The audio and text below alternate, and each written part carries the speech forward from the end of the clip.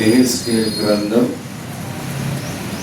16వ అధ్యాయం 4 నుండి 6 వచనాల వరకు చదువుతాం. నీ జనన విధము చూడగా నీవు పుట్టిన నాడు నీ నాభి సూత్రము కోయబడలే, శుభ్రమగుటకు నీవు నీళ్లతో కడుగుబడను లేదు. వారు నీకు ఉప్పు రాయకపోయిరి, బట్ట చుట్టకపోయిరి. ఈ పనులలో ఒకటైనను నీకు చేయవలెనని ఎవరునూ కటాక్షింపలేదు. నీ అందు జాలి పడిన వాడు ఒకడునూ లేకపోయిను. నీవు పుట్టిన నాడే బయట నేలను పారవేయబడి అయితే నేను నీ యొద్దకు వచ్చి రక్తములో పొర్లుచున్న నిన్ను చూచి, నీ రక్తములో పొర్లి ఉన్న నీవు బ్రతుకుమని నీతో చెప్పితిని. నీవు నీ రక్తంలో పొర్లి ఉన్నను బ్రతుకుమని నీతో చెప్పితిని. 7వ వచనం. మరియు నేల నాటబడిన చిగురు వృద్ధి అగునట్లును నేను నిన్ను వృద్ధిలోకి తేగా నీవు ఎదిగి పెద్దవదానవై ఆభరణ భూషితురాలవై దిగంబరివై వస్త్రహీనముగానున్న నీకు స్తన్నము ఏర్పడింది, తల వెంట్రుకలు పెరిగింది. చాలు, చిన్న ప్రార్థన చేసుకున్నాం. దేవుని సహాయం కొరకే మీరు కూడా ప్రభువా ఈ వాక్యముతో నాతో మాట్లాడండి ప్రభువా. అయ్యా, నన్ను బలపరచండి ప్రభువా. నేను నిజమైన ఆరాధన నేను సమర్పించడానికి నాకు సాయం చేయండి ప్రభువా అని ప్రార్థించాను. పరిశుద్ధుడైన తండ్రి, అద్భుతమైన దేవా, మీకు వందనాలు. మీ కృపను బట్టి వందనాలు. గడిచిన ప్రబోధన నుండి ఇప్పటి వరకు మీ రెక్కల నీడ కింద భద్రపరిచి అన్ని విషయాలు నా ప్రభావ మీరు నాకు తోడుగా మమ్మల్ని భద్రపరిచి క్షేమంగా ఉంచి ఈ సభలో మీ మందిరములకు తీసుకొచ్చిన విధానం బట్టి మిమ్మల్ని స్తుతిస్తున్నాను ప్రభువా. ఈ వారం అంతట్లో మీరు చేసిన ప్రతి కార్యమును బట్టి మిమ్మల్ని ఆరాధించాలని, మిమ్మల్ని గనపరచాలని, మీకు స్తుతులు చెల్లించాలని నేను ఆశపడుతూ ఉండగా మీరు మాకు ఇచ్చిన లేఖన భాగం ద్వారా మీరు మాతో మాట్లాడండి దేవా. మీరే మమ్మల్ని బలపరచండి దేవా. స్పష్టముగా మీరు మాట్లాడి ప్రభువా, మేము మీకు నిజమైన యథార్థమైన ఆరాధన నేను సమర్పించడానికి కావలసిన కృపని దయని నేను మాకు దయచేయమని, ప్రత్యేకంగా నా తండ్రి నిలబడుతున్న నన్ను మీ సిలువ చాటు మరుగుపరుచుకోండి దేవా. మీరే సహాయం చేయండి. నా నోటిని మీ ఊరగా వాడుకోమని యేసు క్రీస్తు వారి పరిశుద్ధమైన నామంలో మీ మనవి చేస్తూ ఉన్నాము తండ్రి. ఆమేన్. దేవుని బిడ్డరా, ఒక యథార్థ సంఘటన నేను మీకు చెప్పాలని ఆశపడుతూ ఉన్నా. ఒకసారి ఒక గ్రామంలో ముఠా కక్షలు ఉంటాయి. ముఠా కక్షలు అంటే కొంతమంది ఒక వర్గంగా, ఇంకో మంది ఒక వర్గంగా వారు వారి జీవితాన్ని కొనసాగిస్తూ మన సమయంలో వారి ఇరువురు వర్గాలు కూడా ఒకరి మీద ఒకరు దాడి చేసుకుంటూ ఎంతో గాయములు, ఎంతోమంది మరి ప్రాణములు కూడా పోయే పరిస్థితి. అటువంటి పరిస్థితిలో నా ప్రియమైన దేవుని బిడ్డారా, ఒకసారి బాగా చదువుకుంటున్న ఒక వ్యక్తి సమ్మర్ హాలిడేస్కి అతనికి ఇంటికి వెళ్ళాడు. అతని ముందు హాస్టల్లో ఉండేవాడు. కానీ ఈ వ్యక్తికి ఇలాంటి సంఘటనలు జరుగుతాయి అని తెలుసు, కానీ తను ఎప్పుడు కూడా దాంట్లో పర్సనల్గా ఎక్స్పీరియన్స్ లేదు. ఆ సమయంలో మరి ఎక్కడ ఆ యొక్క తగాద ప్రారంభమైందో తెలియదు, కానీ ఆ ఎదుటి వర్గానికి సంబంధించిన వారు కొన్ని ఆయుధాలతో వీరి దగ్గరికి రావడం, మరి వీరిని గాయపరచటం, అలానే ఎంతోమంది మరి బాధపడుతూ ఏడుస్తూ ఉన్నారు. ఆ సమయంలో ఇతను వీరి పెద్దల దగ్గరికి వెళ్ళి, అయ్యా ఎందుకు మీరు ఇట్లా తగాద కలిగి ఉన్నారు? మరి నిజంగా ఇది ఎంతో భయంకరమైన విషయం. మనం ఇంత ఒక టెక్నాలజీలో మనం బ్రతుకుతూ ఉన్నాం. ఇలాంటి ఈ యొక్క తగాల ద్వారా, ఈ యొక్క దండయాత్ర ద్వారా మనం ఎంత కోల్పోతామో, శారీరకంగా ఆర్థికంగా మనము వెనకబడతాము, గాయపడతాము అని అంటే ఆ ఇతరికి సంబంధించిన వారే, బాబు నువ్వు ఎక్కడో ఉంటున్నావు, నీకు ఈ విషయాలు తెలీదు కాబట్టి నువ్వు గమ్మున ఉండు, అంటే నీకు తెలియదు కాబట్టి నువ్వేం మాట్లాడద్దు అని అన్నప్పుడు, అలాగైతే ఎట్లా అని తను వారి యొక్క ఆవేశాన్ని తగ్గించాలని చూస్తూ ఉన్నాడు. అయితే ప్రయత్నం చేశాడు కానీ వాళ్ళు వెళ్ళ. ఇతని మాట ఎవరు వినొద్దు, ఇతను పట్టించుకోవద్దని. అలానే ఈ కుర్రవాడు మరలా అక్కడికి వెళ్ళటానికి ప్రయత్నం చేస్తూ ఉన్నాడు. వేరే వ్యతిరేక వర్గంలో అక్కడ వెళ్ళి ప్రయత్నం చేస్తూ ఉన్నప్పుడు ఇతని మాట ఎవరు వెళ్ళాల్సి, ఇతను ఏమి ఆ తగాదకి ఎటువంటి సంబంధం లేదు. నా ప్రియమైన దేవుని పెట్టారా, మరి వారు ఇతని మీద మూకుమ్మడిగా రావడం, అతని మీద దాడి చేయడం, తర్వాత ఆ క్రమంలో అతను 2 కాళ్ళను కూడా పోగొట్టుకోవడం, ఆ కాళ్ళు విరిగిపోయాయి. తర్వాత విరిగిపోయి రక్తం ప్రవాహంగా కారుతా ఉన్న సమయంలో వాళ్ళు వెళ్ళిపోయారు. వీళ్ళు వచ్చి చూస్తే ఇతని మీద వీళ్ళకి ఒక వ్యతిరేక భావం. ఇతనికి ఏం తెలుసు, ఇక్కడ పరిస్థితులు మనతో మాట్లాడాలని, మనకేదో రాజీ చేయాలని అనుకుంటా ఉన్నాడు అనేసి నా ప్రియమైన దేవుడు పెట్టారు. ఇక్కడ చూస్తే అతనికి సంబంధించిన బంధువులు కానీ, రక్త సంబంధికులు అందరూ కూడా విడిచిపెట్టి వెళ్ళారు. రక్తంలో పడిపోయారు. రక్తంలో ఎవరు చేయూతనివ్వట్ల. ఆ చేయూతనివ్వని ఆ పరిస్థితుల్లో అటువైపుగా వెళ్తున్న ఒక దైవ సేవకుడు వచ్చి, అయ్యా ఏం జరిగిందంటే ఇలా జరిగిందంటే, తను తీసుకువెళ్ళి నిజంగా తెల్లని వస్త్రాలు వేసుకున్న దైవ సేవకుడు తను తీసుకొని వెళ్తా ఉంటే ఆ యొక్క వస్త్రాలన్నీ కూడా ఎర్రగా మారిపోయి అతను హాస్పిటల్లో జాయిన్ చేయడం.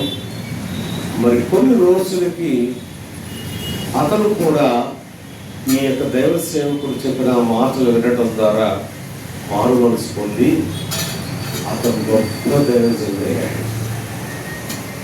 2 కాళ్ళు లేవు, కానీ అతను చనిపోయే లోపు మీరు గమనిస్తే కొన్ని లక్షల మందిని దేవునిలోకి తను తీసుకొచ్చాడట.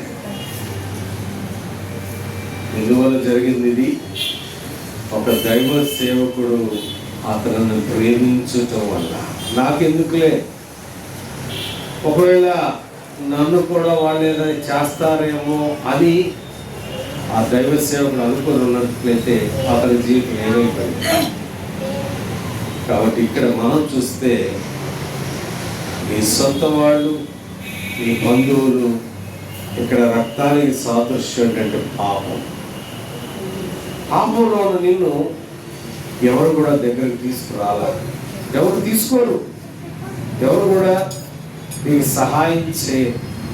మీ జీవితం ఇంతేలే, మనకెందుకులే అని వారు విడిచిపెట్టినప్పుడట ఏం చేశాడట, దేవుడు ఏమన్నాడు చూడండి, అయితే నేను నీ యొద్దకు వచ్చి రక్తములో పొర్లుచున్న నిన్ను చూచి నీ రక్తములో పొందిన నీవు బ్రతుకుమని నీతో చెప్పింది. దేవుడు పాపంలో ఉన్న వ్యక్తి ఏ విధంగా తన జీవితాన్ని నాశనం చేసుకుంటాడో, ఏ విధమైన జీవితాన్ని జీవిస్తాడో మాకు అందరికీ తెలుసు. నేను కూడా పాపములో ఉన్నప్పుడు ఎవరిని లక్ష్య పెట్టాం, ఎవరి మాటలు కూడా వినాం. నేను నీ మాట వినేదేంటి, నువ్వు ఒక్కడైనా పరిశుద్ధుడివి, నేను పరిశుద్ధుడే అని ఒక గర్వపు హృదయముతో, ఒక అహంకారపు దృష్టితో మనం మన జీవితాన్ని కొనసాగిస్తూ ఉంటాం. ఆ సమయంలో దేవుడు నిన్ను చూశాడు. ఆ సమయంలో దేవుడు రక్తంలో ఉన్న నిన్ను లేదా పాపంలో ఉన్న నిన్ను అందరూ విడిచిపెట్టారు. అందరూ కూడా దూరంగా ఉంచారు. అందరూ కూడా మనకెందుకులే ఇతనితో సహవాసం చేస్తే అందరూ కూడా మనల్ని అసహించుకుంటారు అని అందరూ నిన్ను అసహించుకున్నారు, నన్ను అసహించుకున్నారు. అందరూ కూడా దూరంగా వెళ్ళిపోయారు. ఎవరు కూడా మనకు సాయం చేయలేదు, ఎవరు కూడా ఆదరించలేదు, ఎవరు కూడా మన దగ్గరకు వచ్చి చేయూతను అందించలేదు. కానీ ప్రభువు చెప్తున్న మాట చూస్తే నేను నీ వద్దకు వచ్చాను. చూసారా, అటు చూస్తే దేవుని యొక్క ఆయన యొక్క ప్రేమను మనం చూస్తే, నా ప్రేమను దేవుని పెట్టారా, ఆయన మనకి చేతులు అందించాడు. చేతులు అందించడానికి కారణం ఏంటి? పాపపు కోపములో మనం జీవిస్తున్నాం, పాపం అనే ఊబిలో ఉన్నాం. పాపం అనే ఊబి, ఆ ఊబిలో నుండి పైకి రాలేకపోతా ఉన్నాం. ఆ వ్యక్తిని మనం ఇందాక మాట్లాడుకున్నాం. ఆ వ్యక్తిని చూస్తే ఎవరు కూడా సాయం చేయలే. బంధువులు వెళ్ళిపోయారు, శత్రువులు వెళ్ళిపోయారు. ఎవరు అయ్యో ఆ బిడ్డ అలా పడిపోయి ఉన్నాడే, నడవలేకపోతా ఉన్నాడే, కాళ్ళకి గాయమైందే, అయ్యో మనం సాయం చేయాలి అని ఎవరికి జాలి కలగదు. నేను కూడా పాపములో జీవిస్తున్నప్పుడు, లోకములో జీవిస్తున్నప్పుడు అందరూ అసహించుకున్నారు. ఒక చిన్న ఎగ్జాంపుల్ మనం గమనిస్తే, మన నోటి నుండి అబద్ధాలు వస్తే, అబద్ధాలు ఆడే వాళ్ళ దగ్గరికి ఎవరు కూడా సహవాసం చేస్తారా? నిజంగా చేస్తారా? వాడు అవసరం నిమిత్తం ఏమైనా చేయొచ్చు. అవసరం నిమిత్తం వాళ్ళు మనతో సహవాసం చేయొచ్చు. కానీ వీడు నోరు తెరిస్తే అబద్ధాలురా, వీడితో మాట్లాడకూడదు.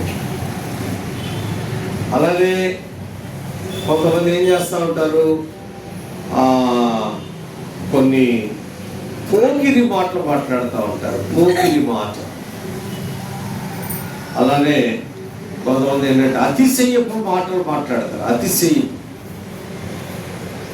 నిజంగా నేను చూసారా, నేను గనక అక్కడికి వస్తే అసలు ఆ తగాదనంతా నేను మాన్పించేవాడిని, లేదా నేను పలానా పని నేను చేపడితే నాలాగా పనిచేసేవాడు ఎవరు ఉంటారు? చిన్నప్రియమైన దేవుడు. కాబట్టి ఇక్కడ మనం గమనించాల్సిన విషయం ఏంటంటే, మనం పాపములో ఉన్నప్పుడు, అంటే దేవునికి వ్యతిరేకమైన జీవితాన్ని మనం జీవిస్తూ ఉన్నప్పుడు ఎవరు కూడా మన దగ్గరికి రావాలి, ఎవరికి మనం సాయం చెయ్యరు.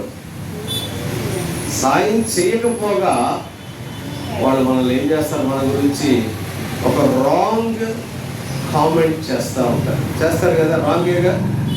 అమ్మో ఆమెతో మాట్లాడకూడదు, ఆమెతో మాట్లాడామంటే మనకు కూడా అది అంటుకుంటుంది. అందుకనే జాగ్రత్త, అసహ్యమైన మాటలు, అబద్ధపు పలుకులు.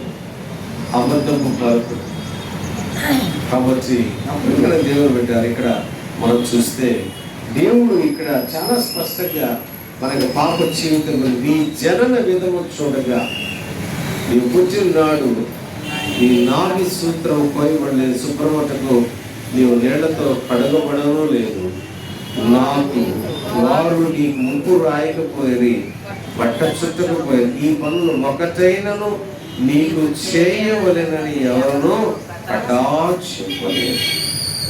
చూసారా, పాపంలో ఉన్నప్పుడు ఎవరు కూడా మన మీద జాలి చూపించరు, కరుణ చూపించరు, కనికరం చూపించరు. యెహెజ్కేలు గ్రంథం 16వ అధ్యాయం 4వ వచనం.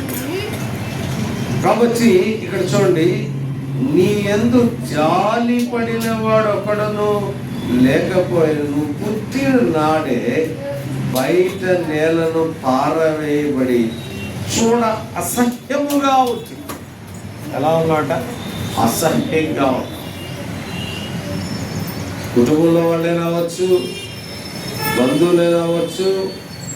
ఒకవేళ నీ ఎదురుగా నీ గురించి మంచిగా మాట్లాడొచ్చేమో, కానీ in the absence of you, నీవు లేని సమయంలో నీ గురించి చాలా చెడ్డగా మాట్లాడు. ఎందుకంటే నువ్వు పాపంలో జీవిస్తున్నావు. పాపంలో నీ జీవితాన్ని కొనసాగిస్తూ ఉన్నావని నీ గురించి చెడ్డగా మాట, నీకు సహాయం చేయడానికి కూడా ఎవరు రాదు. ఒకసారి ఆలోచించుకుంటాం.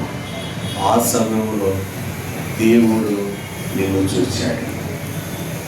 చూచి, అయితే నేను నీ యొద్దకు వచ్చి రక్తములో పొర్లుచున్న నిన్ను చూచి. చూడండి, ఆయన పరిశుద్ధుడు కదా. పరిశుద్ధుడైన దేవుడు అపరిశుద్ధుడైన నన్ను చూడటం ఏంటి? అపవిత్రుడైన నన్ను చూడటం ఏంటి? సరే, జాగ్రత్తగా మనం గమనిస్తే రక్తములో పొర్లుచున్న అంటే పాపములో జీవితాన్ని కొనసాగిస్తున్న నిన్ను చూశాడు ఆయన. అయ్యో నా బిడ్డ, అయ్యో నా కుమారుడు, అయ్యో నా కుమార్తె మన జీవితాన్ని నాశనం చేసుకుంటా ఉంటాయి. పాపములో, శాపములో, ఉగ్రతలో మన జీవితాన్ని నాశనం చేసుకుంటూ ఉందని నిన్ను, నన్ను, మనలను చూసిన దేవుడు చూసి వెళ్ళిపోయాడా? వెళ్ళిపోవాలా? చేయి అందించి నీ పాపం నుండి, నా పాపము నుండి ఏం చేశాడండి? చెప్పండి ఒకసారి. ఆయన రక్తాన్ని మన మీద ప్రోక్షించి ఆ పాపం నుండి మనల్ని విడిపించిన దేవుడు. ఆ పాపం నుండి విడిపించాడు, విడుదల వచ్చింది. రక్తానికి సాదృశ్యమైన పాపంలో నీ జీవితాన్ని కొనసాగిస్తున్న సమయంలో నీకు ఎటువంటి నిరీక్షణ లేదు, నీకు ఎటువంటి శాంతి లేదు, నీకు ఎటువంటి సమాధానం లేదు. అందుకనే దేవుడు ఏమన్నాడంటే, ప్రయాసపడి భారం మోసుకున్న సమస్త జనులారా నా యొద్దకు రండి, నేను మీకు విశ్రాంతి. కానీ ఇక్కడ ఏం జరిగిందండి? మనం వెళ్ళాలి ఆయన దగ్గరికి. వెళ్ళావా? ఆయనే మన దగ్గర నిన్ను చూచి, ఆయన మనం చూచాడు. చూసి నాకెందుకు అని వెళ్ళిపోయాడా? వెళ్ళిపోలేదు. నా జీవితాన్ని చూశాడు. ఏ పాపంతో పట్టబడ్డావు, ఏ పాపంలో నీ జీవితం కొనసాగుతోంది. కాబట్టి ఆయన ఆ పాపానికి పరిహారం రావడానికి, ప్రాయశ్చిత్తం జరగడానికి ప్రభువారు తన రక్తాన్ని మన కొరకు వెలగా చెల్లించాడు. చూడండి ఒకసారి ఎఫెసీయులకు రాసిన పత్రిక 2వ అధ్యాయం 1కి వచ్చాం. అపోస్తలుడైన పౌలు గారు, మీ అపరాధముల చేతను పాపముల చేతను మీరు చచ్చిన వారై ఉండగా ఆయన మిమ్మును క్రీస్తుతో కూడా బ్రతికించాడు. ఏం చేశాడట? చనిపోయాం.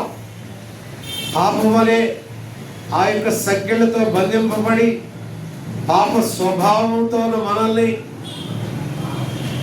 దేవునికి వ్యతిరేకమైన పనులు చేస్తూ ఉన్న మనల్ని దేవుడు జ్ఞాపకం చేసుకొని మరి మన కొరకు ఇప్పుడు చూద్దాం ప్రియులరా. యోహాను రాసిన మొదటి పత్రిక 4వ అధ్యాయం 10వ వచనం. యోహాను రాసిన మొదటి పత్రిక 4వ అధ్యాయం 10వ వచనం. మనము దేవుని ప్రేమించినవి కాదు, తానే మనల్ని ప్రేమించి మన పాపములకు ప్రాయశ్చిత్తమై ఉండుటకు తన కుమారుని పంపెను. చూసారా? పాపం చేసింది ఎవరు? తప్పులు చేసింది ఎవరు? మరి చెడ్డ ఆలోచనలు ఆలోచించింది ఎవరు? చెడ్డ తలంపులు తలంచింది ఎవరు? కానీ మన పాపములకు ప్రాయశ్చిత్తం జరగడానికి దేవుడు తన కుమారుని పంపాడు. చూసారా? అక్కడ ఏముందట? ఆయన ప్రేమ ఉందట. ఆయన ప్రేమ ఉంది. ఒకసారి యోహాను శుభవార్త 3వ అధ్యాయం 16వ వచనం. యోహాను శుభవార్త 3వ అధ్యాయం 16వ వచనం. దేవుడు లోకమును ఎంతో ప్రేమించెను కాగా తన అద్వితీయ కుమారుని పుట్టిన వాని విశ్వాసముంచు ప్రతివాడు నశింపక నిత్య జీవం పొందినట్లు ఆయనను ఏం చేశాడు? రక్తంలో ఉన్నాం, పాపంలో ఉన్నాం, లోకంలో ఉన్నాం, మరి మనం నశించిపోతూ ఉన్నాం. మన జీవితం ముగించబోతా ఉంది. మన జీవితం నాశనం అయిపోతా ఉంది. చనిపోయి ఉన్నాం. పాపముతో ఆధ్యాత్మికమైన మరణం. మరి అటువంటి నిన్ను నన్ను బ్రతికించటం కొరకు, అటువంటి నిన్ను నన్ను నశించకుండా ఉండడానికి తన కుమారుని మనకు అనుగ్రహించి ఆయన విశ్వాసం ఉంచమని దేవుని యొక్క ఆ ప్రణాళిక చూస్తే మనం నశించిపోవడం ఆయనకి ఇష్టం లేదు.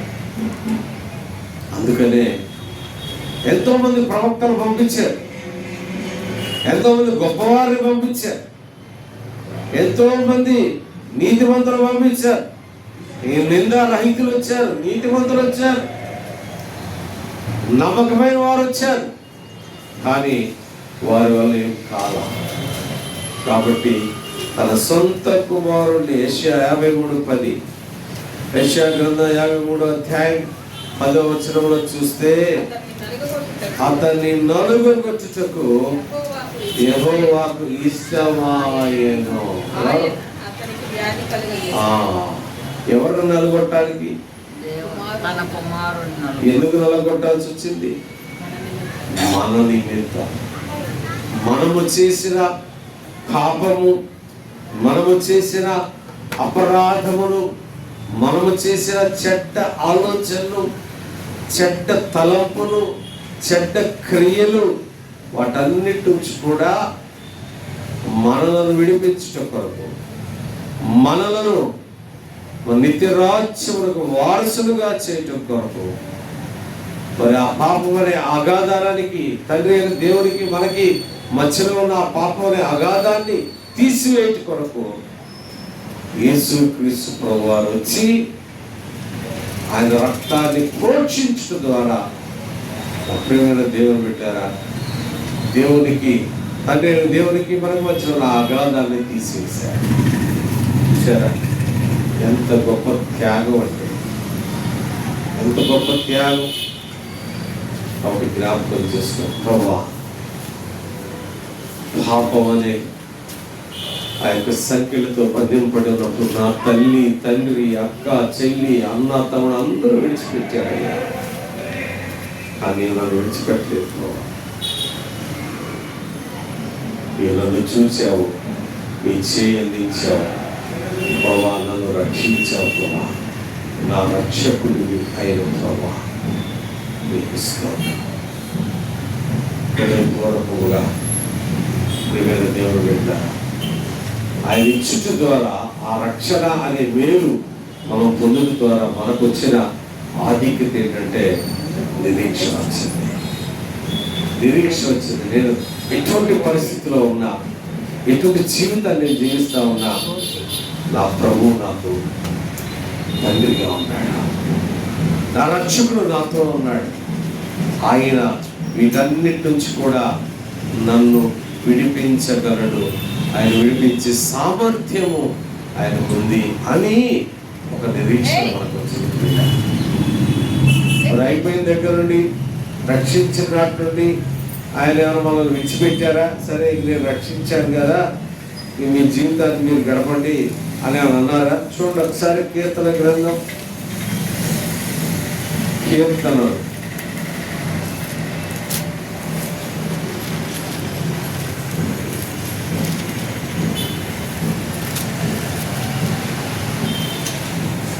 121 3వ వచనం. ఆయన నీ పాదము తొట్టిల్లనీయుడు, నిన్ను కాపాడువాడు కొనుకొడు, ఇశ్రాయేలును కాపాడువాడు కొనుకొడు, నిద్రపోడు. యెహోవాయే నిన్ను కాపాడువాడు. నీ కుడి పక్కన యెహోవా నీకు నీడగా ఉండును. పగలు ఎండ దెబ్బైనను నీకు తగలదు, రాత్రి వెన్నెల దెబ్బైన నీకు తగలదు. ఏ అపాయమును రాకుండా యెహోవా నిన్ను కాపాడును. ఆయన నీ ప్రాణమును కాపాడును. దేవుడు చూసారా, నేను రక్షించారు, మారు మనసు పొందారు, ఇంక వెళుతో నాకు అవసరం లేదే అని అనుకోరా. ఆయన ప్రతి క్షణం కూడా నిజంగా దేవుడు కాపాడుతూ ఉన్నాడు. కరెక్ట్గా ఈరోజు ఉదయం 3ంటికి జరిగిన సంఘటన లేచాను, మామూలు ప్రేయర్ చేసుకుంటా ఉన్నాను.